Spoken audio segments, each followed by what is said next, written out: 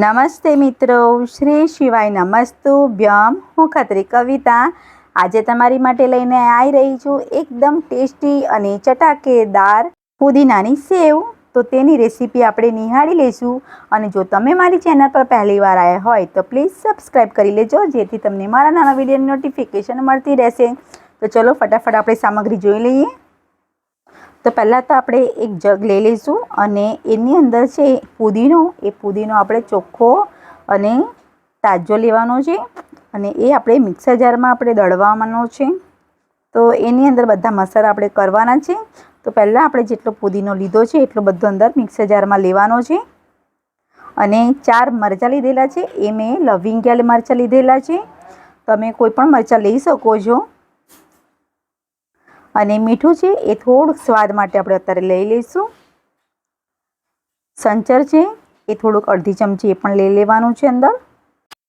અને એની અંદર એક લીંબુનો રસ લેવાનો છે. મોટી સાઈઝનો લીંબુનો રસ લીધેલો છે એક. તો આપણે મિક્સર જારમાં દળી લઈશું અને એના અંદર થોડુંક પાણી અંદર ઉમેર્યું હતું મેં જરીક ચપટી પછી. તો આવી રીતે એકદમ સરસ રીતે આપણે દળી લેવાનું છે. તો એકદમ સરસ રીતે કમ્પ્લીટ રીતે કરવાનું છે. જરીક પણ એના અંદર કશું રહેવું ના જોઈએ. એકદમ પેસ્ટ કરી લેવાનું છે. અને આપણે થાળો લઈ લઈશું અને એની અંદર આપણે ચણાનો લોટ છે, મેં 200 ગ્રામ જેટલો ચણાનો લોટ લીધેલો છે અને કમ્પ્લીટ પહેલાંથી ચાળીને મૂકેલો છે લોટ. અને એની અંદર આપણે 2 ચમચી ચોખાનો લોટ લેવાનો છે. વધારે નથી લેવાનો, આપણે 2 ચમચી જેટલો જ લઈશું. તો કમ્પ્લીટ બધું મિક્સ કરી લેવાનું છે આવી રીતે. અને એની અંદર હવે આપણે અમુક મસાલા કરવાના છે. તે મસાલા આપણે કરી લઈશું એની અંદર આપણે. તો અડધી ચમચી સફેદ મરી છે એનો પાવડર લીધેલો છે આપણે. એ આપણે અંદર ઉમેરીશું, કેમ કે આપણે તીખા મરચાં પણ લીધેલા છે અને સફેદ મરી પણ લીધેલા છે. તો એ તીખાશ બરાબર કમ્પ્લીટ આવી જશે. અને એની અંદર આપણે તેલ છે એ ઉમેરવાનું છે. તો તેલ આપણે કમસે કમ આપણે 2-3 ચમચી જેટલું અંદર ઉમેરીશું. અને બધું કમ્પ્લીટ રીતે બધું મિક્સ કરી લેવાનું છે આપણે એને. તો આપણે આંગળીને મધ્યથી આવી રીતે બધું મિક્સ કરી લઈશું.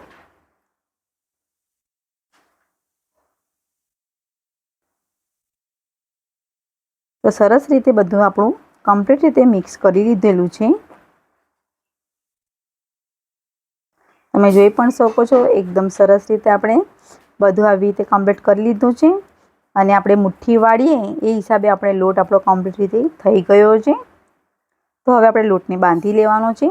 તો આપણે એના અંદર જે પુદીનાનું જે આપણે પેસ્ટ આપણે બનાવી હતી પાણીનું, એ આપણે અંદર ઉમેરી લઈશું.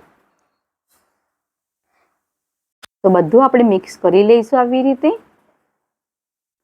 અને બધું મિક્સ કરી લીધું છે. તો આપણે એના અંદર થોડુંક પાણી અંદર ઉમેરીને આપણે એનું પાણી પણ આપણે બધું અંદર ઉમેરી લઈશું. આપણે એના પાણીની અંદર જ આપણે લોટ બાંધી દેવાનો છે બધો કમ્પ્લીટ રીતે. તો બધો લોટ આપણે કમ્પ્લીટ રીતે બાંધી દીધો છે એટલા જ પાણીમાં આપણે.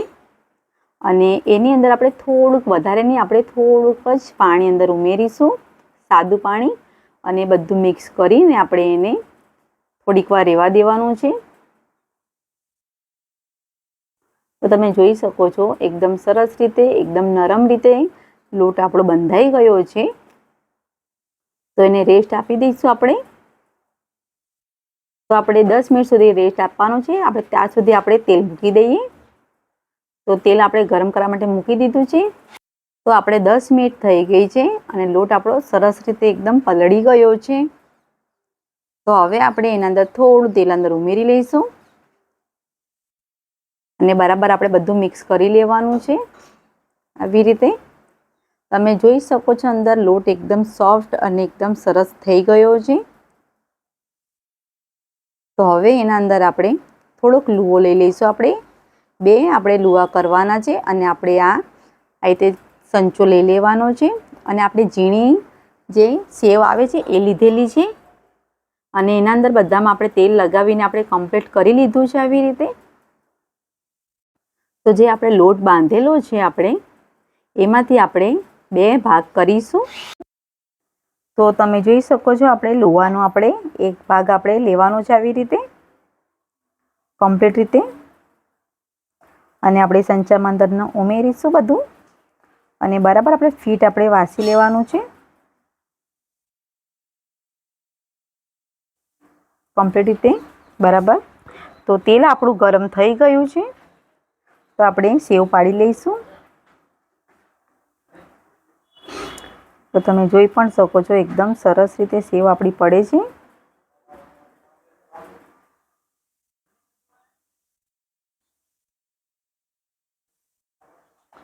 તો એવી રીતે આપણે બધી સેવ કરવાની છે. તો સેવ આપણે કમ્પ્લીટ થાય એટલે આપણે પલટાવી લઈશું. તો એકદમ અલગ ફ્લેવરમાં અને એકદમ ટેસ્ટી આપણી સેવ રેડી થાય છે.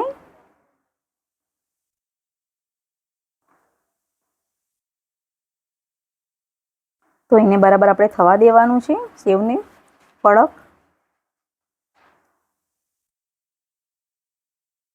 તો કમ્પ્લીટ રીતે આપણી થઈ ગઈ છે લાગે. તો હવે આપણે એને કાઢી લઈશું.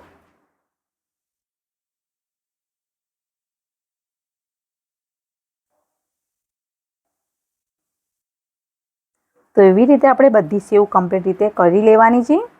અને આપણે આ કમ્પ્લીટ સેવ પુદીનાની રેડી થઈ ગઈ છે.